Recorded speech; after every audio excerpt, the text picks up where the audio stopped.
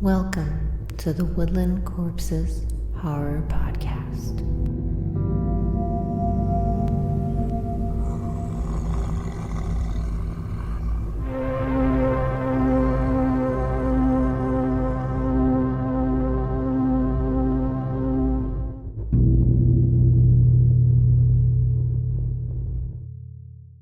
Welcome to Woodland Corpses Horror Podcast. This is your host, McKenna. I'm here today with the author of This Wretched Valley and Crafting for Sinners, Jenny Kiefer. Welcome, Jenny. Thank you for having me. So Crafting for Sinners is your newest release in which hmm a queer woman has to fight her way out of a religious craft store. Uh, the little description I got from your publisher said, Kiefer returns with a full-throttle survival horror following a queer woman who must fight her way out of a craft store run by a sinister conservative megachurch. The ratcheting tension and gut-churning terror will appear to fans of Camp Damascus and Horror Store. Um, I loved it so much. Thank So you. I'll show you. Everybody's listening can't see. I'm holding up the book with all like hmm gajillion tabs. Yep. It felt deeply personal, and obviously the numerous pages I have tagged and annotated because those pieces resonated with me. So it's been out in the world for you for almost 2 months now. Yeah, that's weird. Yeah, I was gonna say, how is it going? How does it feel? So one thing about this book is that it was the fastest. I mean, it's only my second book that's been published. It's only my third book like that I've ever finished writing. When I was a kid, I would always like start chapter books, but I never finished them. Yeah. So this is only like the third novel length piece that I've ever like actually completed. I have one trunk book that if I like the premise, but I think it would just need to be completely rewritten, and I'm just not really interested in doing that right now. Yeah. Um, but it was the fastest I ever wrote a book. Like I think I had to write the first draft in like 6 weeks. Wow. So the first draft was like a big old mess. Yeah, that's okay as long as you got But it out on paper, right? yeah, but also, it was during like a rough time in my life because the like dog, I don't know if there's any dog owners, you probably know what this feels like maybe, or you unfortunately might have to know what this feels like, but the first dog I adopted when I was in my 20s was like getting very elderly, and he passed in the middle of like writing and editing this book. So Oh, wow, yeah. I'm very glad that it's like out in the world because before I think I had a lot of like I don't want to say negative, but I had a lot of like weird, like sad feelings attached to this book before Mm-hmm. it came out. But I think now that it's out and it's like not mine anymore in a way, and it's like Yeah, other people's and people are reading it and liking it, I think I'm like feeling a lot better about it. that's good. I get it. I'm a pet parent. We recently lost a cat. I actually did my first podcast I did on like horror and grief. Mm-hmm. Um and how it's healing in a way. Mm-hmm. Um, and so it's interesting that so like you had those negative feelings attached to the book as you were writing it, but it's kind of like, okay, well, it's not yours now. It's like Yeah. you were able to release that stuff that was attached to Mm-hmm. it. So, Yeah. um, yeah, I don't know. I find horror and grief somehow work together to um words. They don't work. Horror kind of helps heal grief, whether you're reading it or writing it. It's something fascinating in that. Like I can't get that out of other um genres. Do you find Mm-hmm. that for you, like whether you're reading or writing it? Yeah. Yeah, it's interesting. So we kind of know an inspiration behind this book, but what was your like primary inspiration or motivation for the story and like Ruth and Abigail, the characters, just like, Yeah. yeah. Well, it originally started as a short story, for there was like a splatterpunk anthology like a few years ago. And I don't remember for some reason it must have had like some sort of specific theme, like maybe it was like a retail theme or like even a Hmm. corporate theme or something like that. Or maybe it was just like anti-capitalism or something. I don't know. I remember like I was trying to write it as a short story for a splatterpunk anthology, and as I was even like trying to plot out and make like as I was trying to like plot it and like write it as a short story, I very quickly realized like this is not a short story. It's Yeah. something much longer. Um, and so I kind of like put it to the side and like came back to it after like for my second book because I think at that time I was also like in the middle of writing Wretched Valley, Hmm. and I am not the type of person that can work on like multiple big projects at a time. I know some writers can, and that's amazing to me, but I really just like one at a time for me. Yeah, just get that like Um, hyper focus in on one thing. yeah. Yeah. But so I can only do one at a time. And so I kind of put it to the side. And then when I came back to it, it sort of evolved into for me, I always feel like at least so far, I always have come to like the books or the stories have always like the setting or the situation comes to me before I think of like any of the characters. Hmm. So for me, it's like very situation or setting based. And so I think like I always want to set my work in Kentucky because that's where I'm from, and I feel like there's not a whole lot of it. There And isn't. Yeah. Kentucky is really weird, so I don't have to do too much work. I don't sometimes like Hell for Certain is a real creek in Kentucky. We made up the city name for the Yeah. book, but Hell for Certain is a real creek in Kentucky. Um, so yeah, I think it just sort of started that way and sort of developed with the characters and stuff after that. And I one thing about myself is that I realized pretty late in life, probably just from being like a little bit of like neurodivergence and a little bit of just obliviousness, but I learned about myself, or I realized about myself very late in life that I was bi. And so partly this book was me sort of exploring that part Felt of my feelings. identity. Yeah. It's one of those things where it's like, you look back and you're like, yeah, that makes sense. And I should have realized this a long time ago. Yeah. Well, I mean, in the book, like you really delve into like the religious and sexual Hmm. oppression, which I think so many of us, I don't know how old you are, but like millennial, Hmm. right? Millennial, yeah. It's kind of like a lot of us have gone through that oppression, and then now that stuff, because I'm autistic, neurodivergent, yay. And it was a late in life thing for me, and it wasn't so much like I'm having an awakening. It was I knew. And Yeah. it was so funny because I did a post on Instagram because I was doing one of those posts where it's like the books that made me. And I went and I picked all of my books and I was like, holy shit, how did nobody clock me? Like I'm like reading like a queer vampire book and Fried Green Yeah. Tomatoes and Harriet the Spy and like all of that stuff. And I'm like, how? Just how? Yeah. And I it mean, was I think in general for me, just like relationships, even just like came very, very late in my life. Like I did not have my first kiss until I was like, I think I was like 21 anyway. but yeah, no, it's interesting. And it's like for me, like the religious oppression hit Hmm. hard. I was not raised in like a like so much like a Christian religious oppression. Hmm. It was my grandma used to be Catholic and then she like really got into like this Eastern religion, and it was a lot of the Catholic bleed over about like Hmm. body shame and just shame around sex and shame around this, Yeah.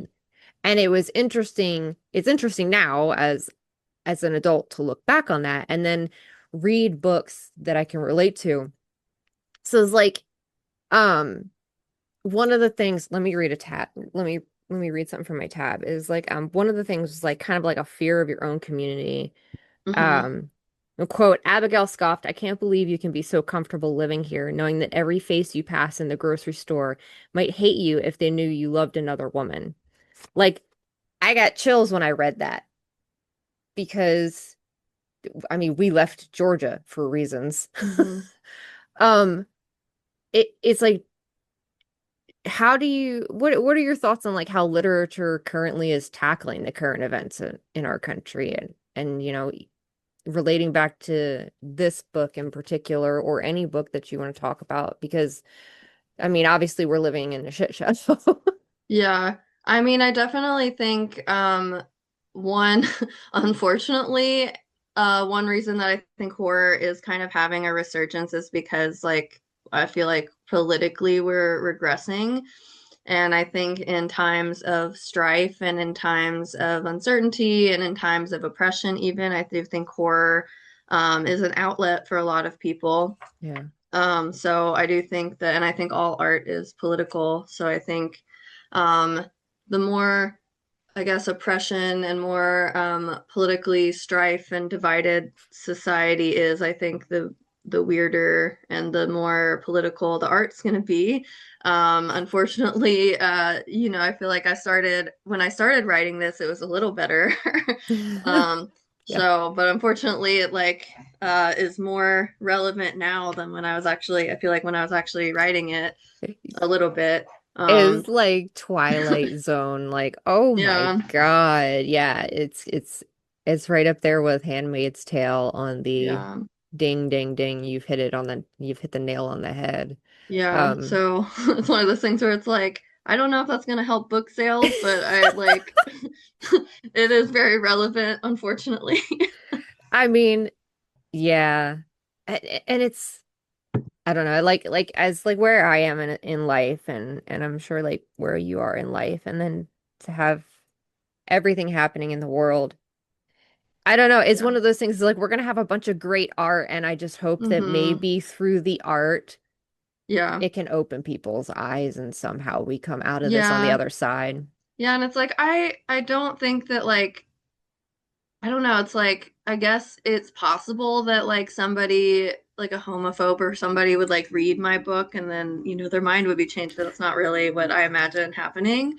Yeah. Um, For me, I feel like it's just a very cathartic book in a lot of ways. Um, and I hope it can be cathartic for other people or even just to know, like, see maybe a very exaggerated, hopefully, version of someone's experience on the page and then to see, I guess maybe it's a little bit of a spoiler, but kind of not really, to see, like, that the ending of like somewhat of a triumph, like it's in a horror book, you're never going to come out completely unscathed, but Yeah. Yeah. To me it was cathartic, and it was a connection, and like, oh, I'm not alone. And I think so many people feel so lonely right now.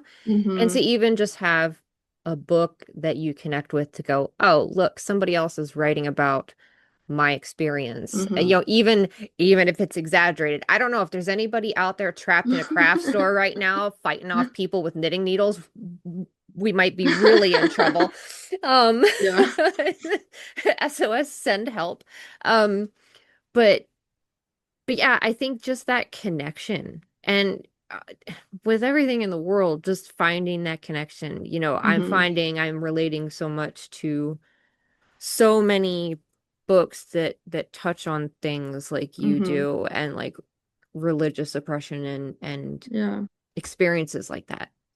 The other thing that really struck me about Crafting for Sinners is that Ruth is diabetic. And I had not read a diabetic character before. And I don't know why. It's just that maybe like, but to have a diabetic character, and you're thinking already in a horror book, you're fighting off all of these terrible things, and then you've Mm-hmm, got to deal with a chronic illness. mm-hmm.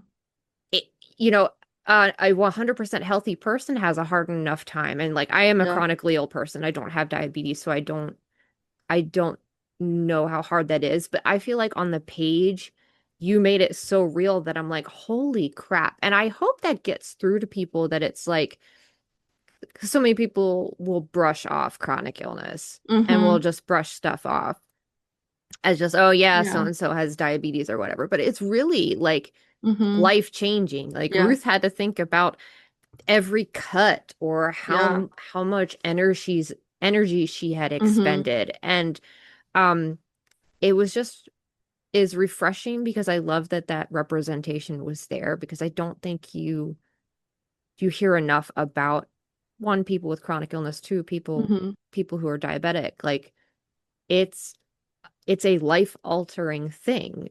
Is Yeah. that was there an inspiration for that to make Yeah. her diabetic? Um, so I always feel weird saying this, but the inspiration was that like I mentioned like my dog, and he was diagnosed with diabetes he had diabetes for the last 3 years of his life, and so I don't have any like firsthand experience with diabetes um because like he has prescription kibble, or Right. he had prescription kibble, and like we didn't there is like a pet insulin, but we just use like this like cheap regular insulin from Walmart, that was just over the counter, and we got like the syringes from Walmart, but like it does even like having to care for him, for my dog with diabetes. It was like he had to eat like had 2 meals a day once every 12 hours, and like so somebody had to be, and he got his insulin with his meal, so like somebody had to be home Yeah. every 12 hours, or like we did it at 8 and 8, so like 8 a.m. and 8 p.m. like somebody had to be home. So it made like traveling really difficult, and it made like if we wanted to like go out to dinner or go somewhere with our friends, like somebody had to like leave and go like Yeah. to this like to take care of him. And he also had some other medications that he had to take throughout the day. So it was a lot of work. And I mean, like I would do it all over again, but for 3 years of our lives, like we had to do all of that. And so that was really the inspiration. I also have like friends who are diabetic, and I have family members who are diabetic. So, I did a ton of research because I'm like, I know Yeah. human diabetes is not going to be exactly the same, even if it's pretty similar. I did a ton of research. I queried my friends who have diabetes, like, and obviously, like, Ruth is in a very extreme situation. Yeah. And I knew, and so, like, not being diabetic myself, I knew that that was like a risk, and want, I was like, if I'm going to do this, I want to research. I asked people who have diabetes, and obviously, like, it's a little difficult to do some of this because Ruth is in a very extreme situation that most people have not experienced. But Yeah. and diabetes is really weird because it'll be like adrenaline can make your blood sugar go up, but then like blood loss can make it tank. So she has like both of those going on at the same time. So it's really like going to be a roller coaster for her. But I've been very pleased with the reception because, like I said, it was a risk, and I tried my best to do it well and do it right and not make it be like I wanted it to be part of her character and not something that's just like like, oh, the author threw this in to add like an extra obstacle. Yeah. Um, but I've seen a few posts from people who are diabetic, and they said they said it was very accurate, and they appreciated the representation. So I'm happy that I was able to get it right. But yes, it was Yeah. inspired by my dog. Yeah, I mean, but you did it so well because, and I mean, obviously, I learned stuff that I didn't know Hmm. about, like how adrenaline is going to Yeah, affect, you know, all of these things, and it made me yeah, more aware that how people who have diabetes have to be so careful about yeah, stuff. Um, and not being diabetic myself, obviously, I couldn't be like, oh, I don't know if this is accurate. But I'm glad to hear that people who are diabetic are telling you, yeah, it resonated yeah. with them. Because I think even talking about uh, her and Abigail struggling to afford her insulin, which is a Hmm. big thing, like Yeah. thanks capitalism, right? Uh, like just that, just trying to afford life-saving Hmm. medications. Like you can't live without this medication and you're, Yeah. And there's so many like modern products for diabetics that can be really helpful, but in at least Ruth in this book like can't afford those. Like she's yeah. she's really doing like the old school like insulin injections. Because now there's a lot of monitors. So like even my dog had a human blood sugar monitor. I think it's called like the Freestyle Libre. And the Oh vet would yeah. like put it on his skin and you would like hold your phone up to it and it was like a little disc that had like a needle that was like under your skin. And there's like continuous monitors. I think there's even like there's pumps that you can like put on your arm or Hmm. your body that will pump the insulin sort of automatically. But I envisioned that in their current situation and in the, area where they live, like they might probably due to cost or due to just, like I said, being in such a more rural area. Yeah. Yeah. It made sense to have that in there, and it just showed like, the humanity and the struggle of Yeah. people today. And it's funny because you're from Kentucky, and Hmm. I briefly lived in Kentucky in Hmm. Greensburg in Greene County. Um that was I want to like say my aunt lives there, but I don't see her very often. I don't know that I've been to her it's place. it's just funny because it's just like middle of nowhere, so some of the stuff resonated Yeah. there too. It's interesting, and it's nice to see rural places represented in fiction. Um, Yeah. And I did want to make it like a fake town because I don't know. I didn't want someone to be like, oh, that's how whatever Kentucky actually is for, some reason. I don't know yeah, why they would think like a horror book is an accurate representation of a real town, but people are weird, man. People are weird.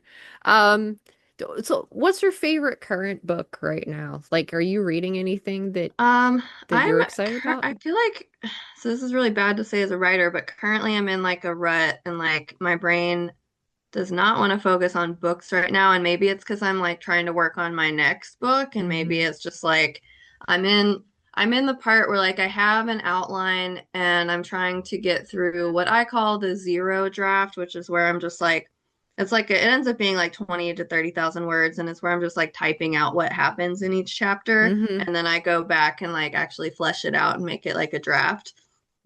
So I don't know if it's because I'm trying to like work through that and my brain is like sort of focusing on that, or if it's because my brain is like, I'm tired. I just want to play guitar all the time.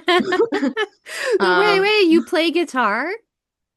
I'm, I would say I'm like just above beginner level. Like, Okay, that's cool though. Fun fact about Jenny Kiefer. She plays guitar. I I took vocal lessons when I was in middle school through high school.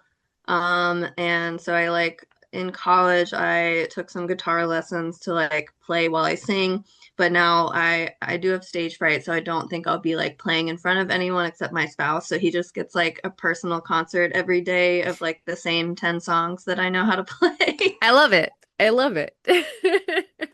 But Yeah. the to get back to the question, I think, and maybe it was because the last book that I can remember actually finishing, besides like a short book club pick, was like the second best book I've ever read. So maybe my brain's also like it's not going to live up to that, which was Angel Down by Daniel Krauss. It's on my TBR. Gonna bump it up now. But it feels like in some ways like Angel Down was maybe like just catered to me because my favorite book of all time is Catch 22 Hmm. by Joseph Heller, which is like an anti-war World War II book. So, and his book Angel Down is not as funny as Catch 22, but it does have that same mix of like really beautiful writing mixed with like very much gutter language, or like, how you would imagine like soldiers, like young boy soldiers in the trenches Yeah. talking. And I it was so well done. And like I said, it's like that after I finished reading that, it was like one of those books that as a writer kind of makes you mad because you're like, oh, why can't I write like that? Yeah, yeah, but every that one's on my list, and it's funny because I'm married to an ex-soldier. Hmm. And we're a weird family because we are like super duper leftist. And Hmm. so he has no military friends anymore because they're all like cray cray MAGA. Hmm. And he is like the queer leftist dude who stood up for trans people, and a bunch of his friends are like, oh, fine then. And but I like to hear that there's books like that, and I've heard a lot of good things about Angel Down, so that's gonna Yeah, move up the TBR. that Um, was great. yeah. So you're working on your next book. Yeah. Do you want to give us a hint about what it's gonna be about? Well, the pitch that I've been saying is and I guess it would help if you knew these two books, but Pet Cemetery meets Whale Fall in a garbage dump. Okay, I'm intrigued because that sounds like a roller coaster of a ride. Yeah, and it's got like some like cosmic monstery stuff in it. I think it's mostly gonna be I think it is gonna be a grief book. Hmm. Like maybe a sad book, but I'm still trying to work through it. Like I said, I have an outline, but I'm still trying to work through the I guess the larger little bits and pieces that connect all the outline pieces or I'm struggling with a little bit. Yeah. Oh, you'll get there. It that's exciting, and I'm excited for whenever that happens, Yeah, probably at this yeah. point like 2027 or 2028 at this point. Hey, you can't rush greatness. That's true. Um, well, yeah, I'm about out of time. This has been great. Thank you for Yeah, having a little chat here with us. thanks for having me. Yeah, everybody go out and buy Crafting for Sinners by Jenny Kiefer. It's in stores now. Have a good rest of your weekend. Yeah, you too. Yeah, thank you so much.